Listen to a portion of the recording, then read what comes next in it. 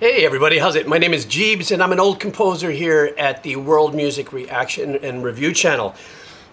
I've had a lot of people from my heavy metal channel drift over and go, wait a minute, how come you're doing this but I don't see it on that channel? What's going on here? And well, yeah, that's because I do have two channels. For those of you who don't know, I do have a heavy metal channel. It's called The Key of Jeebs and the Decomposer Lounge. It's all kinds of rock, a lot of heavy metal, prog rock, old school, you name it, it's there. I do the same thing as I do here. These reactions. However, on this channel, boy, have I dove deep into the rabbit hole of the video game OSTs. As you can see now, finally I've done 6 or 7 of them. Wonderful podcast with Marty O'Donnell, composer from Halo. And this journey that you guys are taking me on through the dynamics and the different types and techniques that these composers use to write music to video games, of which I know nothing about, except for Halo when I played that. That's the only game I ever played. From the intense heaviness and power and hybrid synth metal from like Mick Gordon to the work of Marty O'Donnell. And I just did another one earlier with Bear McCreary. And so today I'm actually going to be doing one. Obviously I don't know video games, so I've never heard this. But this comes from a composer, YASUNORI Mitsuda. And the name of the video game is Xenoblade Chronicles 3. And the track I'm going to be doing, I kind of went to this on YouTube, this soundtrack video, and I look on that little graph, and I see where people seem to keep playing over and playing over. So maybe this is probably one of the most powerful tracks here. But the track that I'm going to be doing is called "The Great Sea Stirs." So thank you so much for all your support. People are buying me cups of coffee because, you know, if you see ads, it doesn't do anything for the channel. But it's good for the publishers and the writers of the music. That's always a win. So, here we go. This is Xenoblade 3, and the name of the track is The Great Sea Stirs. All right.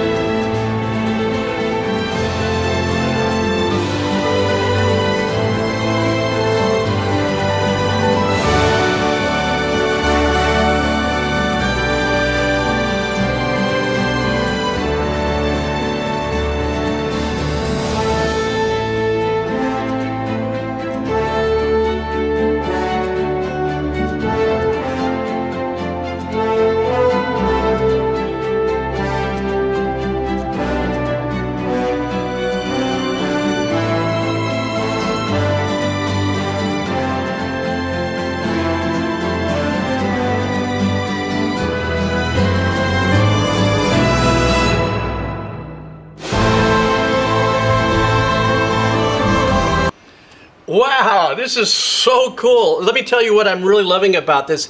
Because I already have it in my mind what the title of this track is. So I'm thinking of the seas. I don't know what it means in the video game, if there's a boat on these seas, or if some of the game characters are looking out over rough seas. But this has a tempo that if you're moving like this, it's kind of a sauntery, kind of 1, 2, 3, da da da da da da da da da. That's that kind of a vibe. You know, and it's kind of waltz-like, but it's very synonymous with a lot of, I would say, signature compositions of, you know, things to come, very large things. They're always in this kind of flowy kind of swing and stuff. I love that one of the most difficult things that I hear happening here, the composition is beautiful. I'll glow on that in just a second. Do you hear the guitar? It's so uniquely placed in the mix, whereas you have this giant, you know, orchestral sound that's happening with multiple, you know, musicians in their sections and stuff, yet there's one guitar that's a and percussively, the pick against the strings are very important in that sound in the mix, though I can hear what chords that are being played. But I love that decision, and whoever did the engineering having to kind of poke that up there and keep that in there without obviously being too much, too little, that's a very unique thing. I like the breathing and the dynamics of the arrangements. We're in large and we're doing this, and there's 4 or 5 things. And a lot of dynamics with the strings. So if you ever are listening to a song like this and there's these, you hear strings come in, they go, da, da, da, da. These are all very unique dynamics that the composer or orchestrator or even the conductor has to follow to give you that. But the fact that they pull wide and then all of a sudden a lot of things drop out, and then now you just have the hard bottom of the brass section that's coming in and out. You guys have to tell me what part of the game this is, or if it's being played or if it's a menu or a theme.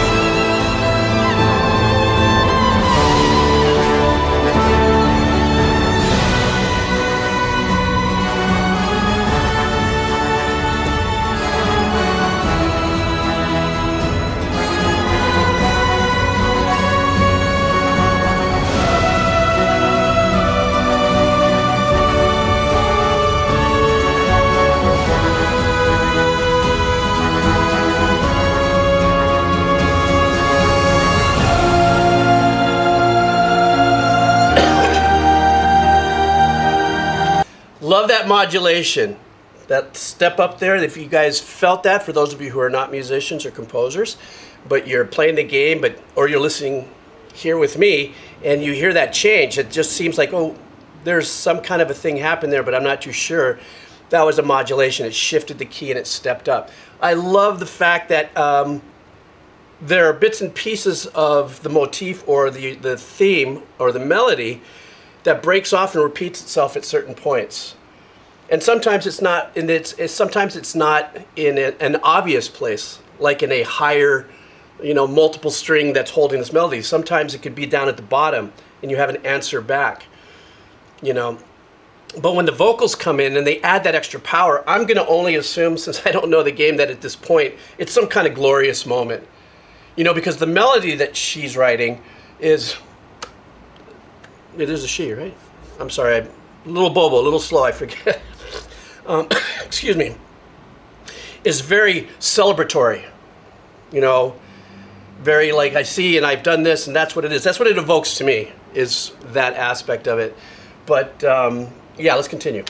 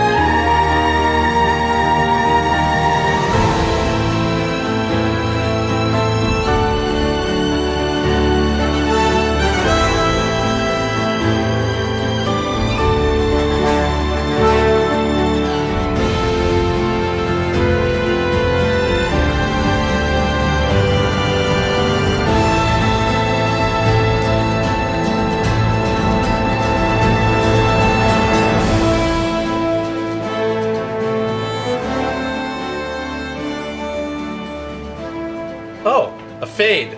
Okay. So I'm taking that means that maybe this is something that's being repeated. Maybe this is the a game opening, or if it's maybe a menu play or something like that. Something else that I just love that's happening here, in my experience as a composer, whenever you have something of this nature going, that's so grand and so melodically rich and thick, there's always got to be something in the background holding some kind of, and sometimes that gets assigned differently. Sometimes you hear the piano doing that. Then you saw me probably a couple times jump up, oh, listen to the strings. In the meantime, the bottom end of an orchestra, to me, the richness of a bottom end is really going to come from the brass section. And when I say the richness, I'm talking about these gigantic, like, pulling from the soul kind of swells and rips and stuff. And there's a couple times where there's some pulses, boom, boom, boom, boom, boom, that were really so well used. I loved how the dynamics are playing out here with a lot of things with the strings that happen. There's a lot of these what I would call firework arrangements. Da da da da da da da da da da da. You know, those are like fireworks, the smaller fireworks from the main explosion of a melody. So you have these beautiful other little things happening. That's how some people think I'm weird, but there's two things that happens to me when I listen to music. One is I'm actually seeing the notes in my head against paper going, oh, okay, I see what's going on. And then the other one is it's kind of like colors and stuff. I don't know what that is, but that's how I experience it. And apparently, you know, of course, in video games, what I've learned is these aren't necessarily gigantic pieces or pieces of work in of itself. They're always extended other pieces of whatever's of the game. So in this case, there was obvious reuse, like I said, of the motifs or the melody section of the melodies that grew. Then there was another modulation, and then there was another modulation. That last modulation that stepped up, I think, a whole step. I'm not too sure.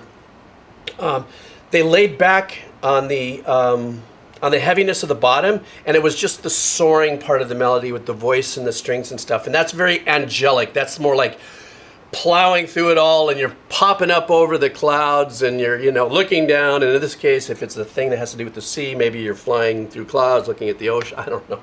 This is just what it does to me in my head.